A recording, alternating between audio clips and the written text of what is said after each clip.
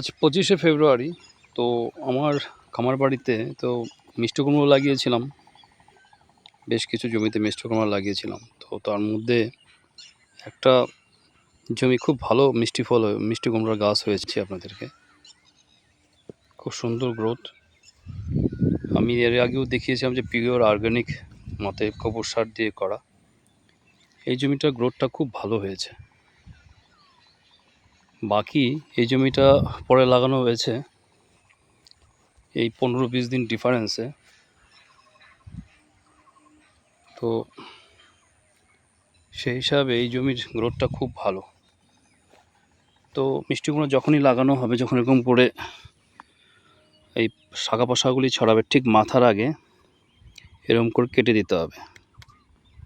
তো এটা 2G বলে এটাকে। কেটে দিলে এখান থেকে আবার নতুন করে শাখা প্রশাখাগুলি বেরোবে, তাতে গাছের লেন্থ কম হবে এবং ফল বাড়বে। দেখালাম আপনাদেরকে। ভালো থাকবেন।